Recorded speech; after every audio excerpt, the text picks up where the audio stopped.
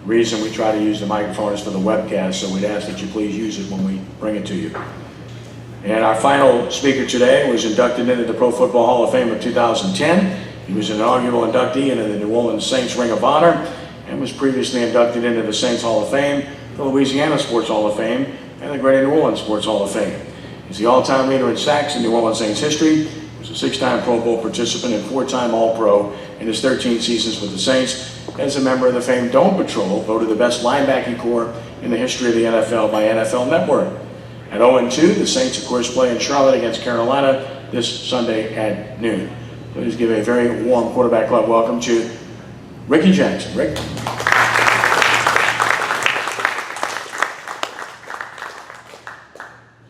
I'd like to thank the quarterback club for inviting me. Can't always have me to do something, I can tell you that.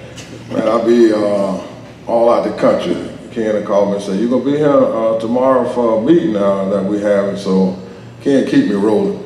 But I know a lot of y'all today, I'm going to tell you a little bit about what I'm doing now. I got a couple companies that I run, so I be kind of busy now. I got gas and oil companies that I run. You see the Hall of Fame truck with the 57 on there, so I'm kind of into my own thing now, doing my work. But I do watch the Saints every week.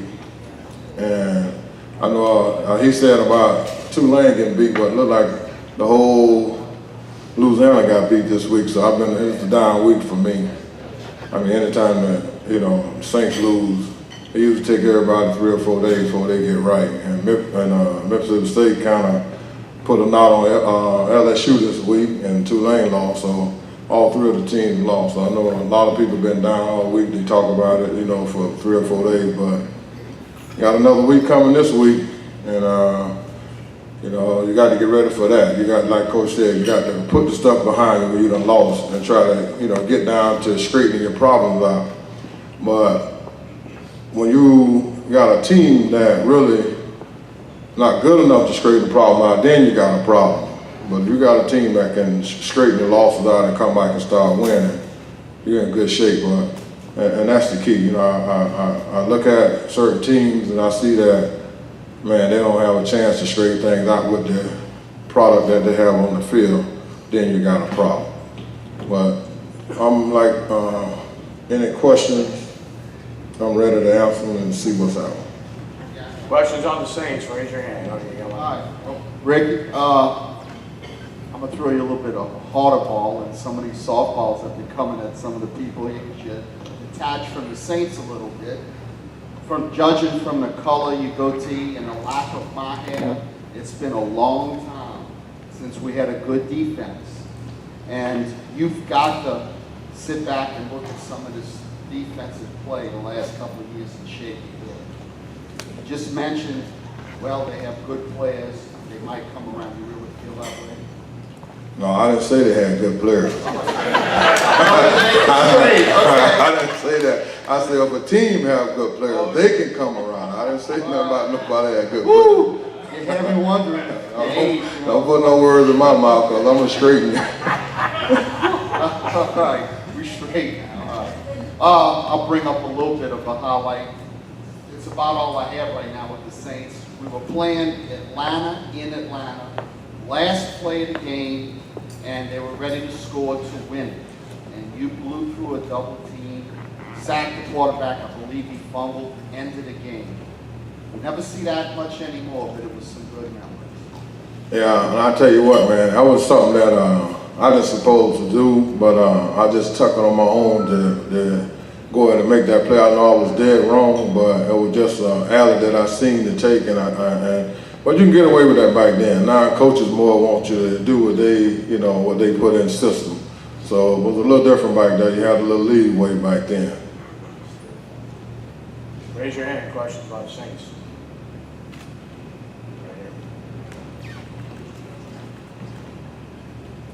I'm going to ask you one about the NFL in general. With this new CBA contract, do you think the play of the NFL has gone down a little because of the lack of the two-a-days and relaxing or getting rid of other things that in the days you were there made y'all either tougher or more disciplined? Well, the rules done changed so much, you know, from all the lawsuits and stuff. I just spent 3 days in Tulane last week and got to spend 2 or 3 more days this week at Tulane. Been to Tulane yesterday, got to go back today. You know, so with all the stuff that's going on, you know, everybody getting checked trying to see, you know, they trying to put so much of stuff on all the concussions and all that. You know, you can't let guys, like you used to hit 2 a days and try to kill each other.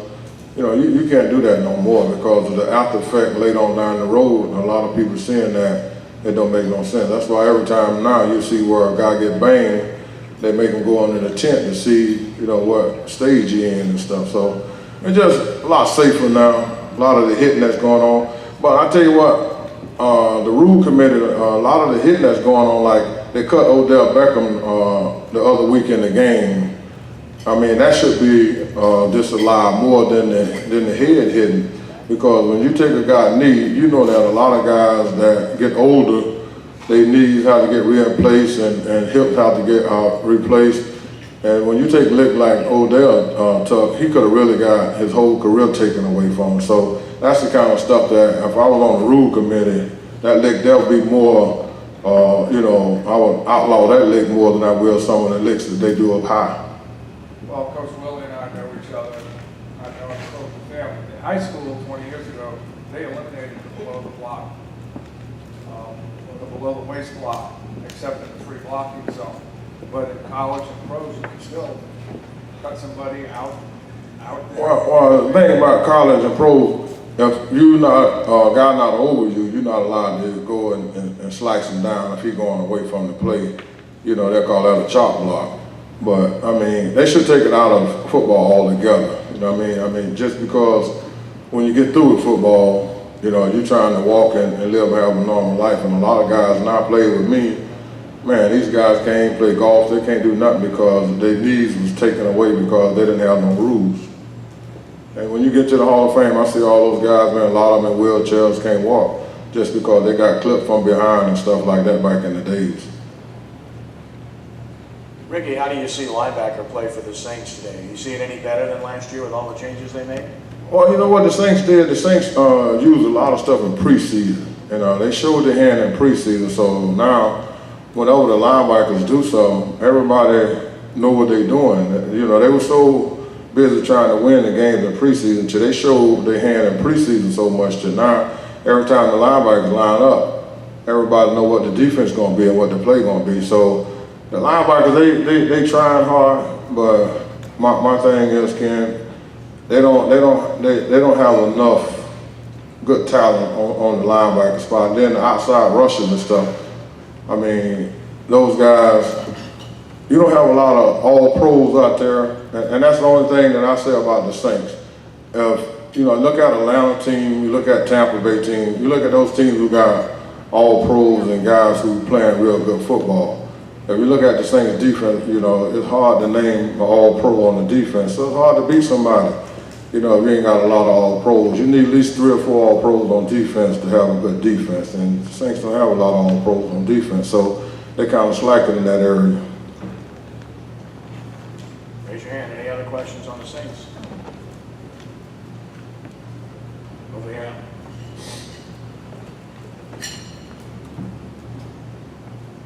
Rickey, in today's NFL, is there any players you really like to watch or comparable to you in your day? Yeah, man, Denver got some guys, and Baltimore got some guys that coming. You know, you look at a team like Detroit, those guys, they fighting coming off the corner and stuff. But, you know, even Tampa, what I look for is a guy get the one-on one battle and they can beat the offensive lineman and get to the quarterback. That's what you look for in this day. If you got guys, like Saints got some guys, one game they might make 1 or 2 sacks, but then you don't hear from them no more than 3 or 4 weeks, sometimes 5 weeks. So I be wondering, like, you know, these guys are trying to play 2 or 3 games a year or 4 or 5 games a year, you know what they're trying to do, because now you're going to go 3 or 4 more games before they play again. So, you know, that's what I look for. I look for a guy to bring in every week and come to play. Anyone else?